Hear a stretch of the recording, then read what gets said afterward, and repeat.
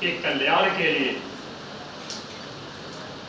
लोगों के हित के लिए जो वैज्ञानिक आविष्कार होते हैं उनको अधिक से अधिक महत्व देते हुए उनको पुरस्कृत किया जाए।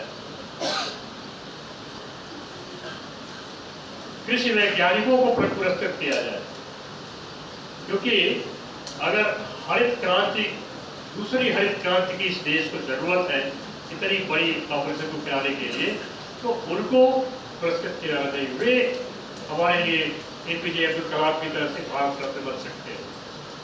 एनीवे, मैं दिशा बदलना नहीं चाहता। इसी तरह से केमिकल और बायोलॉजिकल वारफेयर एजेंट्स ने वियतनाम के ऊपर जो हमले हुए उसमें जंगल की जंगल वीरान हो गए।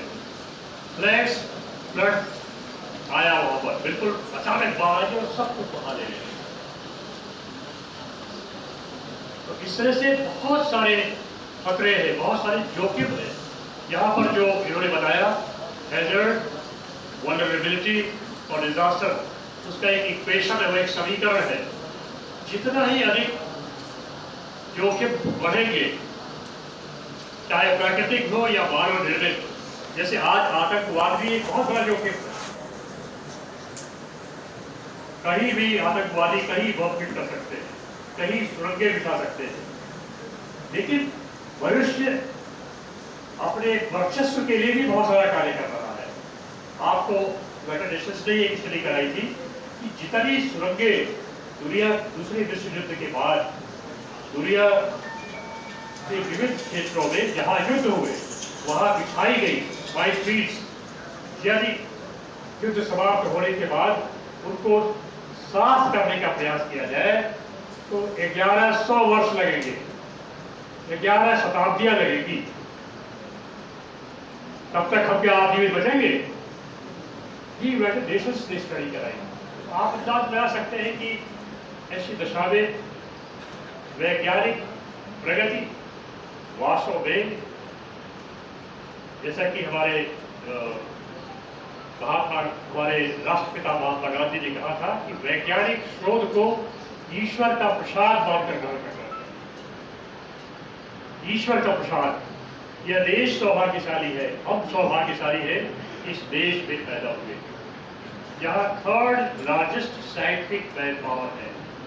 दुनिया की तीसरे दर्जे की सबसे बड़ी वैज्ञानिक जनशक्ति धारण करने वाला यह देश, यद्यपि यह आंकड़े सोवियत संघ के विखंडन के पूर्व के आंकड़े हैं, हो सकता है सोवियत संघ टूट गया 15 स्वतंत्र राष्ट्र राज्यों में, तो स्थिति बहुत बड़ी बदल गई।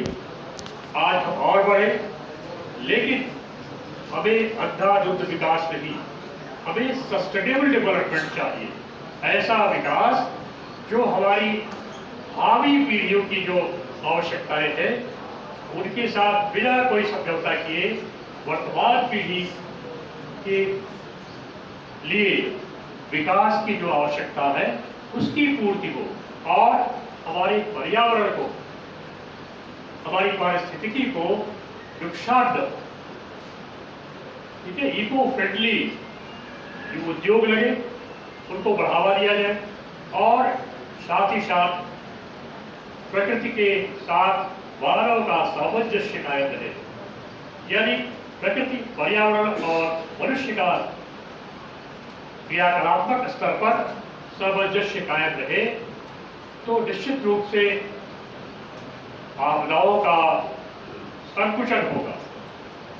आपदाएं इतने बड़े पैमाने पर आघात या संघात नहीं करेगी, और इसीलिए जो मानव निर्मित आज चुनौतियां हैं, जो जोखिम है, उनको भी कम करने की जरूरत है।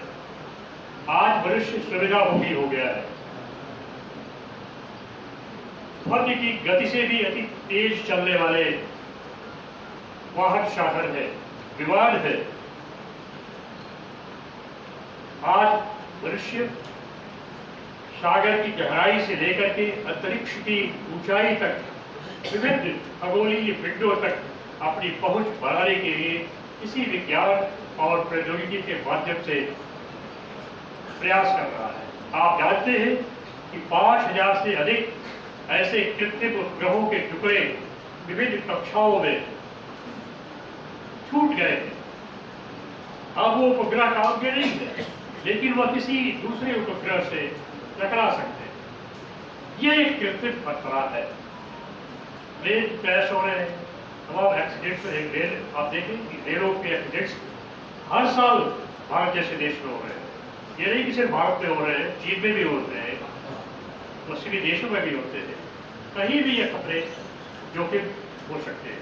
इसलिए जरूरी है कि हम एक सामंजस्य बना के काम करें। अंधाधुंध विकास में न जुट जाए कि सड़क बनाते सारा पेड़ काट डाला, सब उखाड़ के फेंक दिया। तो जो बहुमूल्य वनस्पतियां और जीव जंतु है, जो हमारे साथ सहकार करके इस पारिस्थितिकी की रक्षा में योगदान देते हैं, उन जीवों का, उन सूक्ष्म जीवों का कोई दोष नहीं है, लेकिन आप उन्हें नष्ट कर दे रहे हैं, जिसके बारे में आपको कोई ज्ञान ही नहीं है। इसलिए सस्टेनेबल डेवलपमेंट की बात कही जा रही है। इस समय जो यूनाइटेड नेशंस ने मिलेनियम डेवलपमेंट गोल्स के बाद वर्तमान में जो SDG जिसे कहते हैं, सस्टेनेबल डेवलपमेंट गोल तय किए हैं 17, जिनका सारी दुनिया में आज डंका बज रहा है कि सभी सस्टेनेबल डेवलपमेंट के लिए प्रयास करें, नहीं तो सब खत्म हो जाएगा। इसलिए अंतर्राष्ट्रीय आपदा न्यूनीकरण के लिए जो गवर्नेंस की बात कही जा रही है, जो सुशासन की बात कही जा रही है, सुप्रबंधन की बात कही जा रही है, वो सबसे महत्वपूर्ण है।